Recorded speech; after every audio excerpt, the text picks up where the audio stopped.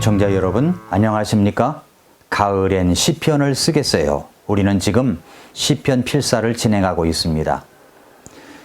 여러분이 앞으로 살 수 있는 곳을 고른다면 어디에 살고 싶으십니까?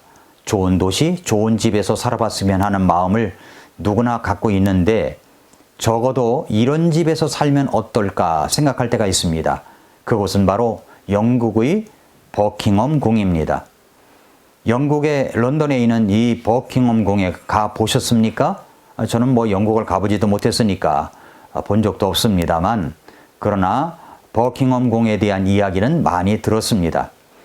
버킹엄 궁은 1703년 버킹엄 공작 존 세필드의 저택으로 세워진 것을 1761년에 조지 3세에게 양도되어 지금의 모습으로 증개축을 한 후 사저로 이용되다가 1837년 빅토리아 여왕의 즉위식 때 궁전으로 격상되어 이후 역대 군주들이 상주한 궁이 되었습니다. 영국 군주의 공식적인 사무실 및 주거지로 쓰이고 있기 때문에 현재 영국 왕실의 대명사이기도 한 곳입니다. 2만 평방미터의 호수를 포함해서 약 17만 평방미터에 이르는 대정원, 그리고 무도회장, 음악당, 미술관, 접견실, 도서관 등이 들어서 있습니다. 버킹엄 궁의 방 수는 아련실이 19개, 손님용 침실이 52개, 스태프용 침실이 188개, 사무실이 92개, 그리고 욕실이 78개를 포함하여 총 방수가 775개입니다. 궁전에 근무하는 사람의 수는 약 450명, 연간 그 궁에 초대하는 초대객이 4만 명이나 된다고 하니까 대단한 곳이죠. 왕족들을 보살피는 시종 50명은 같은 궁에 머물고 기타 다른 시종들은 왕실 마국간의 로얄 뮤스에 기거합니다. 더불어 궁전의 내외 호위를 담당하는 왕실 근위병 교대식은 아주 볼거리로 매우 유명합니다. 궁전 앞의 원형광장에는 빅토리아 기념비가 세워져 있고 그 너머로는 세인트 제임스 공원과 그리고 트리팔과 스퀘어로 이어지는 더 몰 산책로가 우거진 플라타너스 가로수를 따라 자리 잡고 있습니다. 광장 한켠에는 1833년 왕실 근위대 막사로 건립된 웰링턴 막사가 있습니다. 현재는 근위대 박물관과 근위대 예배당에 들어서 있는 곳인데, 이 버킹엄 궁전에서 가장 큰 볼거리가 궁전 중앙 입구에서 거행되는 근위병 교대식이 아주 유명하다고 합니다. 근위병 교대식은 보통 11시에 시작해서 1시간 동안 진행되는데 약 1시간 동안 계속됩니다. 이것을 보려고 사람들이 시작 시간이 가까우면 미리 좋은 자리를 차지하려고 하는데 적어도 1시간 전엔 도착해야 좋은 자리를 차지할 수 있다고 합니다. 지난 7월에 조선일보 기사에 이런 버킹엄 궁 기사가 있었습니다. 엘리자베스 2세 영국 여왕의 주 거처인 런던 버킹엄 궁 뒤편엔 일반인들은 접근할 수 없는 비밀 정원이 있는데 1608년 제임스 1세가 뽕나무를 심으면서 조성한 것으로 알려진 이 정원은 면적이 약 4만 4천 평으로 런던에서 가장 큰 개인 정원입니다. 세계에서 가장 바쁜 도시 중 하나로 꼽히는 런던에서 허파와 같은 역할을 해가지고 그런지 이곳엔 담장에 둘러싸인 런던 한복판에 오아시스라는 수식어가 붙어 있습니다. 45종의 뽕나무를 가진 국립 뽕나무 컬렉션을 비롯해서 총 1000그루의 나무 325종의 야생애가 살고 있다고 합니다. 오랜 기간 동안 오직 왕국 왕실에게만 속사를 허용했던 이 정원이 지난 7월 9일부터 약 2달간 일반 대중에게 공개됐었습니다.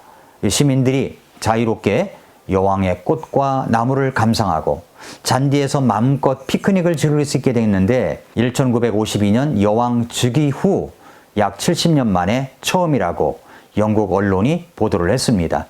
영국 왕실은 매년 여름 버킹엄 궁을 대중에 공개하고 있다고 하네요. 이 코로나 때문에 왕궁 공개를 할 수 없었는데 이번에 비밀 정원을 공개했습니다. 여기 입장료가 약 2만 6천 원 정도. 영국인들의 유별난 정원 사랑이 많은데 이 여왕의 정원은 어떤 모습일까요? 여기에 가보고 싶은 마음이 있지 않습니까? 아니, 이 궁전에서, 이런 궁전에서 산다면 어떻겠습니까? 괜찮습니까? 그래서 이제 제가 런던으로 갑니다. 예, 상상해 보는 겁니다. 버킹엄궁 정문으로 가서 정복을 입은 키 크고 잘생긴 근위병에게 여보세요, 저기요, 근위병님, 제가 이곳에서 왕족과 함께 살려고 합니다. 들어가도 되겠습니까? 라고 말한다면 근위병이 뭐라고 할까요? 아니, 당신이 누군데 여기서 산단 말입니까? 왕궁에 살 수 있는 자격이라도 됩니까? 아, 그런 거 상관없이 살고 싶습니다. 제가 버킷리스트에 들어있거든요. 이곳에 살고 싶습니다. 그래서 들어가겠습니다. 그러면 아마도 근위병이 이렇게 말할 겁니다. 체포당하기 전에 얼른 쏙 꺼지세요. 왜냐하면 이 버킹엄궁에 살기에 합당한 자가 아니기 때문입니다. 그렇다면 여기서 생각해 봐야 될 것이 있습니다. 바로 오늘 본문 시편 15편 1절입니다. 1절에 뭐라고 되어 있어요? 다윗의 시 하면서 주여 누가 주의 장막에 머무르리이까? 누가 주의 거룩한 산에 거하리이까? 라고 했습니다. 여러분은 버킹엄 궁보다 비교할 수 없는 하나님의 궁, 하나님의 집에 들어가 당당하게 살기에 합당한 자입니까? 누가 하나님의 궁에 살기에 합당한 자입니까? 시편 15편 1절은 질문으로 시작합니다. 주여 누가 주의 장막에 머무르리이까? 누가 주의 거룩한 산에 거하리이까? 누가 주의 장막에 머물 수 있습니까? 누가 주님의 거룩한 산에 거할 수가 있는 것입니까? 다윗이 기록한 이 시편 15편은 이 시가 기록된 상황을 알려주는 머릿말이 나타나 있지는 않습니다. 그러나 이 시는 시편 24편과 매우 유사한 점이 있습니다. 시편 15편이나 24편은 언약궤를 예루살렘으로 옮기던 것과 관련하여 지어졌을 가능성이 매우 높은 시편입니다. 누가 언약궤를 옮겨야 하느냐? 이것은 매우 중요한 문제였습니다. 다윗은 처음 시도해서 이 일에 적합하지 않은 사람에게 이 일을 하도록 했다가 언약궤를 예루살렘으로 옮기지 못했습니다. 이제 두 번째 시도에서 다윗은 더 조심스럽게 언약궤를 옮기는데 하나님께서 명한 레위족으로 책임을 지게 할 뿐만 아니라 하나님께서 복을 주신 오베데돔과 하나님의 집에서 섬기는 그의 많은 아들들로 이 일을 행하도록 했습니다. 역대상 26장에 그 이야기가 나오죠. 하나님의 집에 거할 언약궤, 하나님의 임재를 상징하는 이 언약궤를 주님의 집으로 옮기는 것을 보면서 감격이 넘칩니다. 그리고 그렇게 언약궤를 가까이 할 수가 있고 하나님의 집 성전을 드나들며 섬기는 사람들이 무척 부러웠던 것 같습니다. 그래서 이렇게 묻습니다. 주여 누가 주의 장막에 머무르리이까? 누가 주의 거룩한 산에 거하리이까? 누가 주님의 장막에 거룩한 산에 거할 수가 있습니까? 이렇게 질문하고 2절부터 5절까지는 대답을 하는 내용입니다. 어떤 사람이 주님의 장막에 거할 수 있습니까? 주여 누가 주의 장막에 머무리이까? 누가 주의 거룩한 산에 거하리이까? 두 가지를 좀 생각해 보려고 하는데, 첫째로 하나님의 왕궁, 하나님의 집에 거할 수 있는 합당한 자는 누구입니까? 하나님의 장막, 하나님의 집은 어떤 사람이 들어갈 수가 있습니까? 신약시대로 이야기한다면 하나님이 계시는 왕궁입니다. 왕국. 그곳은 요한계시록에 있는 말씀처럼 눈물도 없습니다. 죄도 없습니다. 병도 없고 늙음도 없는 곳입니다. 생명수가 흐르고 한 나무에서 12가지 열매가 열립니다. 길바닥은 순수한 금으로 빛이 납니다. 그곳에 하나님이 계십니다. 우리 주 예수 그리스도가 계십니다. 그곳에 누가 들어갈 수가 있습니까? 이곳에 들어갈 수 있는 합당한 자가 누구입니까? 이 왕국의 킹덤에 누가 들어갈 수가 있습니까? 이곳에 들어갈 수 있는 합당한 자가 누구입니까? 이곳에 들어갈 수 있는 자는 먼저 자기가 죄인이라는 사실을 인정하는 자입니다. 죄의 값으로 심판을 받아 지옥에 갈 수밖에 없는 내 자신의 죄악성을 인정하는 자입니다. 또 하나님이 나를 극진히 사랑하사 독생자 예수 그리스도를 이 땅에 보내주셔서 십자가에 나 대신 죽게 하시어 내 죄를 모두 용서하신 사실을 인정하는 자입니다. 그래서 내가 죄인인 것을 회개하고 예수 그리스도를 내 마음의 구주와 주님으로 믿고 영접하는 자입니다. 오직 길 되시고 진리 되시고 생명 되신 예수 그리스도를 통해서만이 우리는 하나님의 거룩한 궁에 거할 수가 있습니다. 구원을 받아야 그렇게 될 수가 있습니다. 여러분은 이 하나님의 왕국에 들어갈 수 있는 합당한 자입니까? 두 번째로 거룩한 궁전에서 생활할 수 있는 합당한 자입니까? 이것도 물어봐야 돼요. 합당한 자입니까? 시편 15편은 짧은 5구절로 되어 있습니다. 1절은 묻고 2절부터 5절은 대답하는 겁니다. 자, 이 말씀을 보십시오. 어떤 자가 거룩한 궁전에서 생활할 수 있는 합당한 자입니까? 합당한 자, 어떤 자입니까?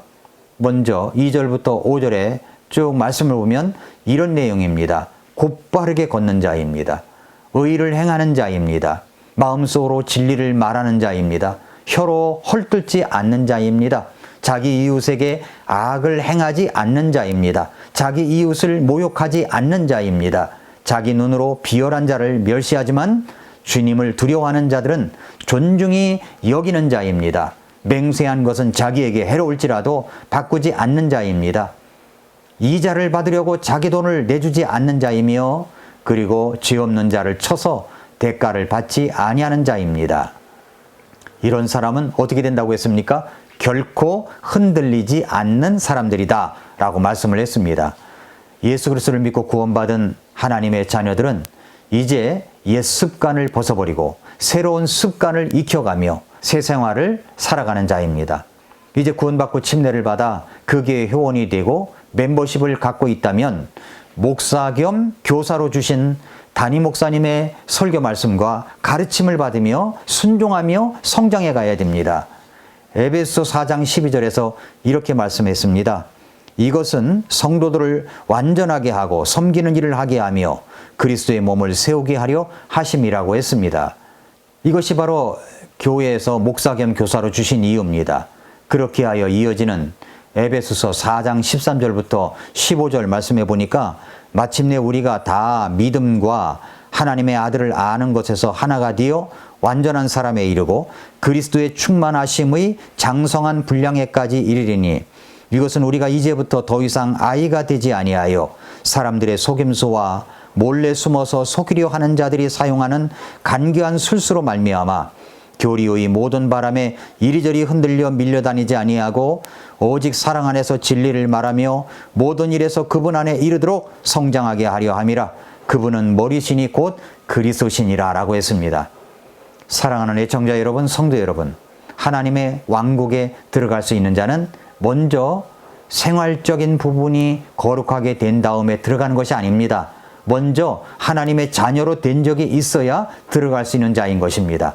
그 다음엔 우리의 성품 훈련, 주님을 닮아가는 인격으로 변화 성장해 가야 하는 것입니다. 여러분은 하나님의 왕궁에 들어갈 수 있는 합당한 자입니까? 그렇다면 여러분은 하나님의 왕궁에서 살아가는 합당한 성품으로 빚어져 가고 있습니까? 오늘도 하나님의 말씀으로 엎드려 기도함으로 우리는 하나님의 말씀으로 빚어져 갈 수 있습니다. 영국 버킹엄 왕궁보다도 비교할 수 없는 하나님의 왕궁에 들어갈 수 있는 자격을 갖춘 주님의 자녀답게 오늘도 당당하게 어깨 펴고 어떤 일에서든지 품격 있는 생활로 살아가는 그런 하루가 되시기를 축복합니다. 오늘도 미라클 모닝입니다.